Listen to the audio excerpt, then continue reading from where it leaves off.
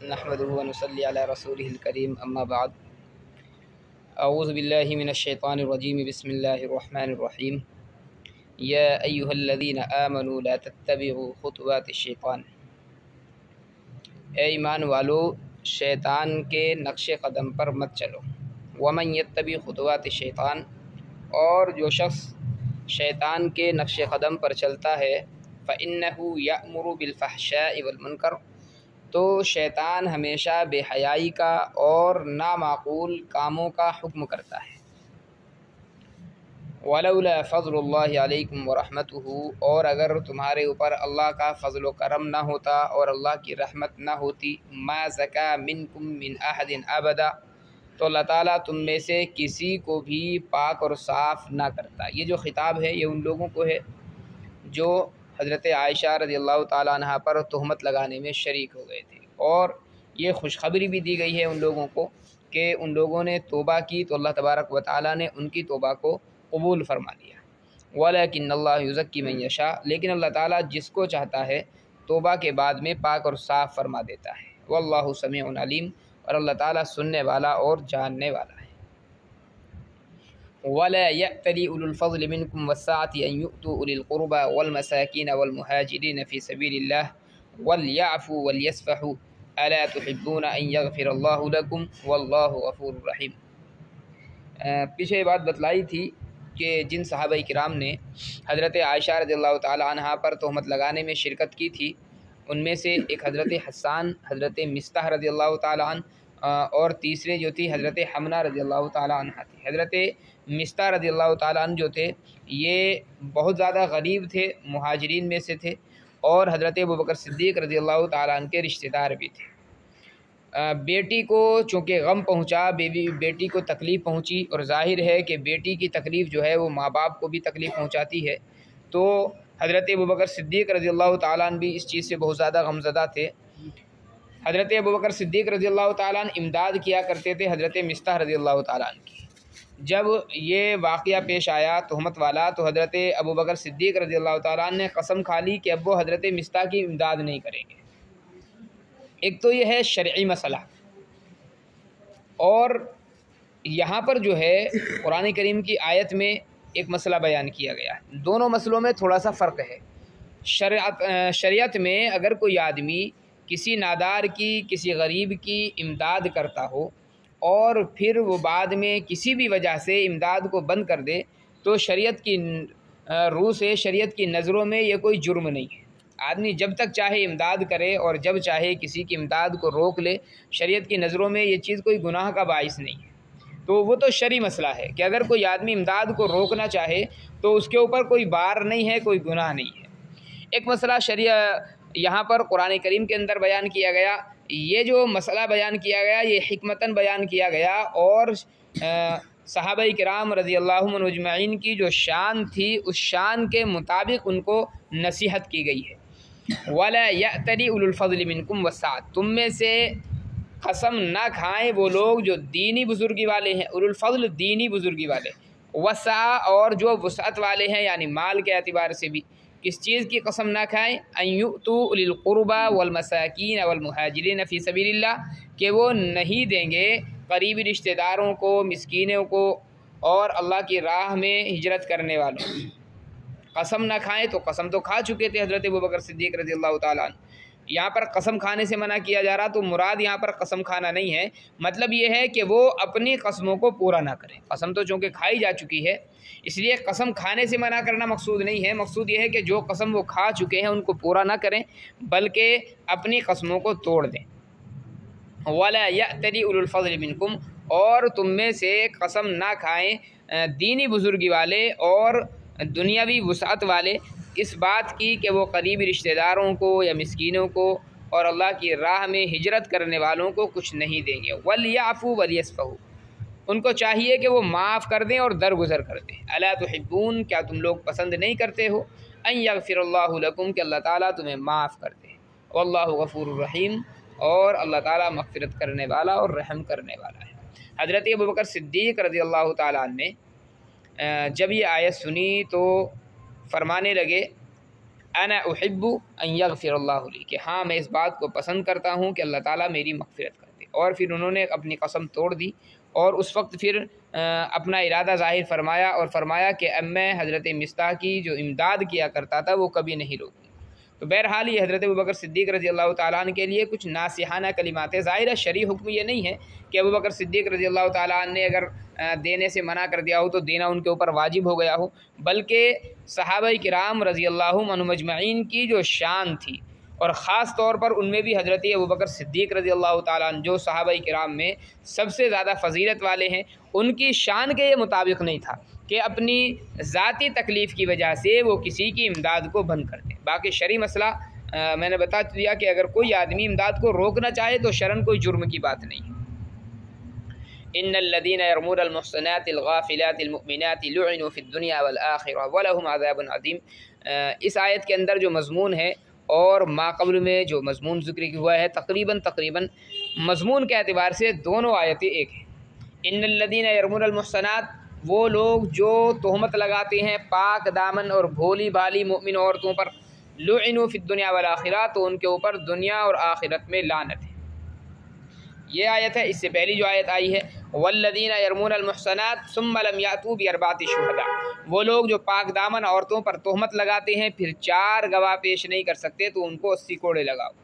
तो यहाँ पर भी यही मज़मून ज़िक्र किया गया और इस आयत के अंदर भी ये मज़मून ज़िक्र किया गया।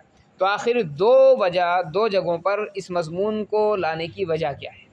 तो पहला जो मज़मून था वल्लज़ीना यरमूनल मुहसनात, ये मज़मून जो था बिल्कुल आम था, यानी वो हज़रात जिन्होंने तोहमत लगाई हो, किसी भी किस्म की तोहमत वो लगाते हैं, सारे लोग पहली वाली आयत के अंदर शामिल थे, मोमिनीन भी गैर मोमिनीन भी, तोबा करने वाले भी बग़ैर तोबा वाले भी। और अगली जो आयत है ये, इस आयत के अंदर ख़ास तौर पर वो लोग मुराद हैं जिन्होंने तोहमत लगाई और तोहमत लगाने के बाद फिर उन्होंने तोबा नहीं की। एक तो ये कि तोहमत में शरीक हुए, जैसे कि सहाबा किराम 3 सहाबा किराम शरीक हुए हैं, लेकिन ऐसा नहीं हुआ कि अब अपनी तोहमत पर जमे रहे, तनब्बो हो गया और तनब्बो होने के बाद में उन्होंने फ़ौरन तोबा कर ली, अल्लाह ताला ने तोबा को कबूल फरमा लिया, तो उनका मसला अलग है। इस आयत के अंदर जो मसला बयान किया गया वो उन लोगों का बयान किया गया है जिन्होंने तोहमत लगाई और फिर तोबा नहीं की है।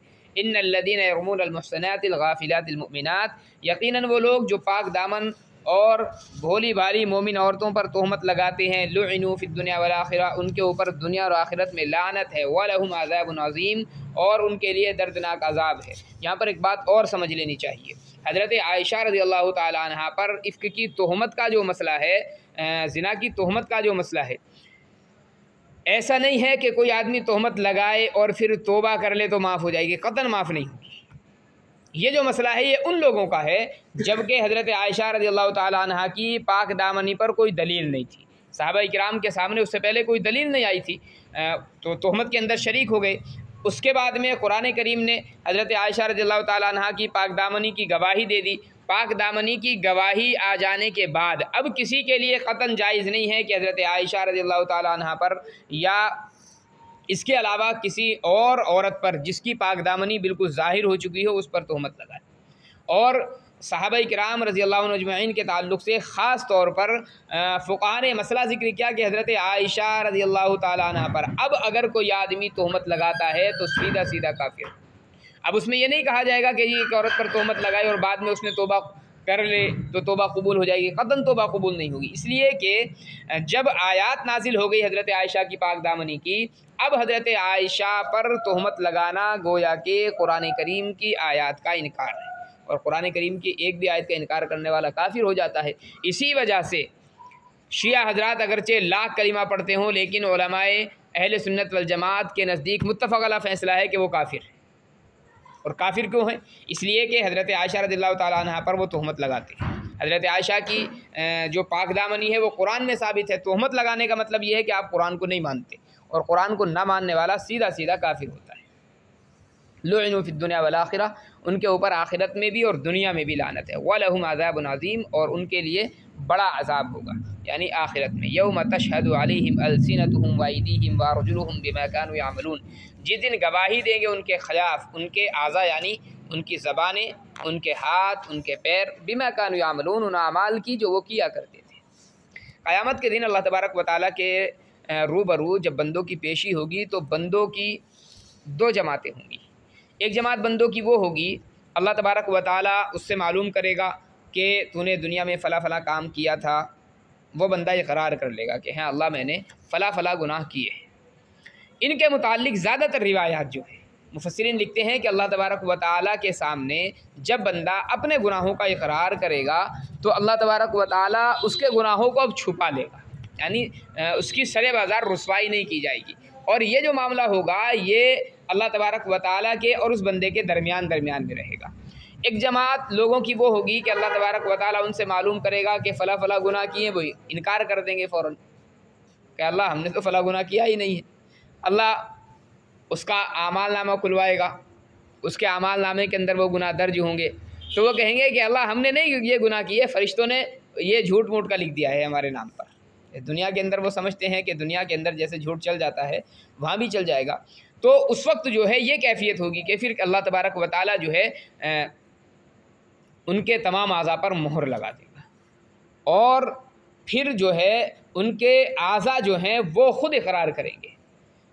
अच्छा जी, आज़ा इकरार करेंगे तो यहाँ पर तो ज़बान का भी तज़किरा किया गया कि ज़बान भी इकरार करेगी। अब मोहर लगाने का मतलब तो ये कि वो बोल नहीं पाएंगे, जैसा कि हमने आम तौर पर ये तकारीर के अंदर सुना होगा कि अल्लाह तबारक व तआला मोहर लगा देगा और बंदा बोल नहीं पाएगा और आज़ा उसके बोलेंगे। तो ज़बान का तो यहाँ पर ख़ुद तज़किरा है। तो यहाँ पर तज़किरा ज़बान का इस माना कर है कि ज़बान जो है बोलेगी ज़रूर मगर इसके इख्तियार से नहीं बोलेगी, बल्कि वो अल्लाह तबारक व तआला के फिर इख्तियार से इकरार करेगी। जैसे दीगर आज़ा जो हैं अल्लाह के इख्तियार से बोलेंगे, ज़बान भी अल्लाह के इख्तियार से बोलेगी, इसके अपने इख्तियार में नहीं होगा। यौम तशहदु अलैहिम, जिस दिन गवाही देंगे इनके ख़िलाफ़ इनकी ज़बानें, इनके हाथ, इनके पैर, बिमा कानू यामलून, जो कुछ भी ये किया करते थे। हाथों से कोई अमल किया होगा हाथ गवाही दे देगा, ज़बान से कोई अमल, मिसाल के तौर पर किसी को गाली दी है, किसी को बुरा भला कहा, किसी की ग़ीबत की है, किसी की चुगली की है तो ज़बान बोल देगी। पैरों के ज़रिए से कोई गुनाह हुआ है तो पैर बोल देंगे। यौमइज़िन युवफ़्फ़ीहिमुल्लाहु दीनहुमुल हक़ व यअलम, ये जो कैफियत होगी ये काफिरों की कैफियत होगी। मुफ़स्सिरीन लिखते हैं कि जिसके दिल के अंदर इस्लाम मौजूद होगा, ईमान मौजूद होगा, उसकी ये कैफियत नहीं होगी। लाख गुनहगार सही मगर अल्लाह तबारक व तआला के सामने वो अपने गुनाहों से मुकरेगा नहीं, बल्कि फ़ौरन इकरार कर लेगा कि हाँ अल्लाह मैंने फ़ला फ़ला गुनाह दुनिया के अंदर किए हैं। यौमइज़िन युवफ़्फ़ीहिमुल्लाहु दीनहुमुल हक़, ये ऐसा दिन होगा कि अल्लाह तबारक व तआला उनको पूरा पूरा बदला अता फ़रमाएगा और उनको खूब मालूम हो जाएगा कि अल्लाह तबारक व तआला ठीक ठीक और हक़ फ़ैसला करने वाला है। अल-ख़बीसातु लिल-ख़बीसीन वल-ख़बीसून लिल-ख़बीसात, फिर ये आम ज़ाब्ता अल्लाह तबारक व तआला ने बयान फरमाया है कि गंदी औरतें गंदे मर्दों के लिए होती हैं, गंदे मर्द गंदी औरतों के लिए होते हैं, पाकीज़ा औरतें पाकीज़ा मर्दों के लिए होती हैं, पाकीज़ा मर्द पाकीज़ा औरतों के लिए होते हैं। अब इस कायदे की रूह से ज़ाहिर है कि आका अलैहिस्सलातु वस्सलाम की जो ज़ात है नहायत पाकीज़ा है, तो अम्बिया अलैहिस्सलातु वस्सलाम को अल्लाह तबारक व तआला कोई ऐसी औरत दे दे जो औरत अल्लाह ना करे ज़िना के अंदर या किसी और हरकत के अंदर मुब्तला हो, ऐसा नहीं हो सकता है।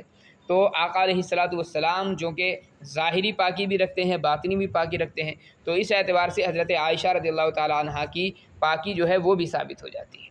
ये पीछे भी बात आई है कि एक ज़ाब्ता ये बयान किया है, कोई शरई क़ायदा और क़ानून नहीं है ये, लेकिन आम तौर पर आदमी जिस फितरत का होता है उसकी तबीयत जो है ऐसे ही लोगों की तरफ ज़्यादा माइल होती है। उलैइका मुबर्रऊन मिम्मा यक़ूलून, ये उस बात से पाक हैं जो मुनाफिकीन कहते हैं, यानी हज़रत आयशा रज़ियल्लाहु तआला अन्हा।